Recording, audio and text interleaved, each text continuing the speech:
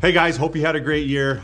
Just wanted to come back and kind of recap what we saw in 2021 and what we hope to see in 2022. So us as a team at Signal Realty, we had a very, very good year. We had 76 transactions, 41 on the buyer side, 35 on the seller side. It was a little bit over $16 million in volume. Our average day on market last year was a little over 10 days on market. So things were happening pretty fast. And on top of that, we were able to get 98% of list to sale price on average. So things are happening fast. So that was a great, great year for us.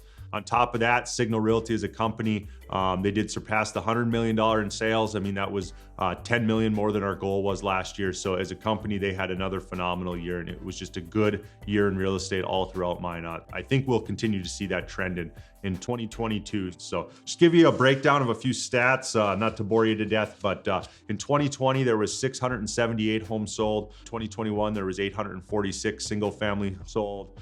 $241,000 was the average sale price in 2020. That went up to $260,000 in 2021. So we had about $20,000 in appreciation. So that was pretty awesome, to see people's values and everything like that go up. With that being said, in 2020, there was 55 new construction homes that sold through the MLS, 62 new construction homes in 2021. And that's a trend we'll talk about farther below and what to watch for in 2022. One thing else I found was interesting was one of the highest single family homes to sale went through the MLS last year. That was an $850,000 home. It did have 90 acres with it. So, I mean, there was a huge value put into the land and, so kind of has an asterisk with it and stuff like that. But that was a sale that happened. But there was another one for $820,000 in Southeast Minot over by the golf course that was not on very long at all. And so we did see some high-end houses sell through the MLS last year. That was very, very interesting.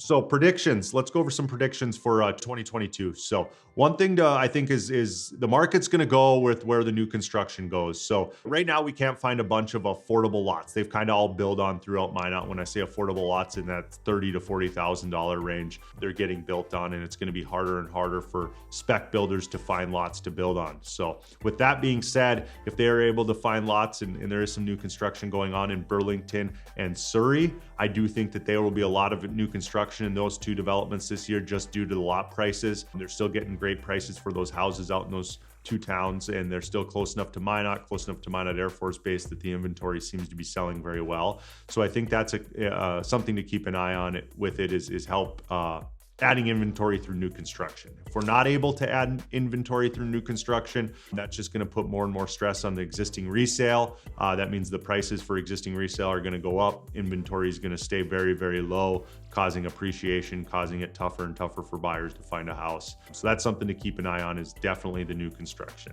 Interest rates, I mean, that's what everyone's talking about now. As far as a trend, they're going to head up. I mean, everyone's saying they're going to go up in 2022. How do I think that's going to affect things? I don't think it's going to affect the residential market as much as people want to think it's going to. Yes, it's going to slow appreciation. People aren't going to be able to buy as much home as they once were. They may put buying on the back burner just because they keep looking at what rate they could have compared to what they're getting.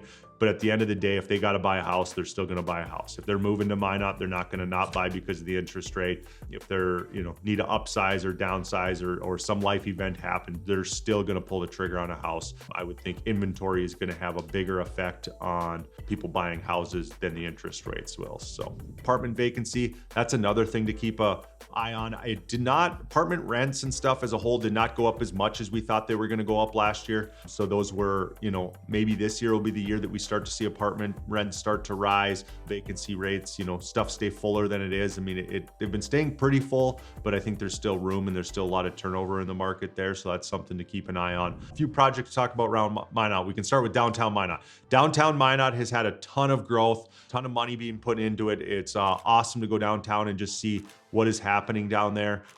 That's been a trend for the last few years, and I see it continue. People rehabbing buildings with new businesses, new stuff happening downtown. So that's an awesome trend to keep an eye on. Epic Companies, they built Blue on Broadway. They've also announced a few different projects going on. They just recently purchased the Big M building. They have the tracks going out in Southwest Minot, out by the new hospital they've been talking about. These are two huge projects for Minot, that hopefully maybe it'll kick off in 2022. But, Epic Companies looks like they'll have a lot of development going on in Southwest Minot. But along with that, there's a new gas station going out there. A Dairy Queen, Bremer Bank is building out by the new hospital. So a lot of new growth out in Southwest Minot. But along with that, I think it's going to be huge for Northwest Minot that in December we passed our bond issue. What that bond issue was for a new school and complex up in Northwest Minot, close to the Marketplace Foods up there. Yes, there's going to be some growing pains with it, but I think in 5 years we're going to look back and say, well, how did we ever do it with one high school when we ironed that out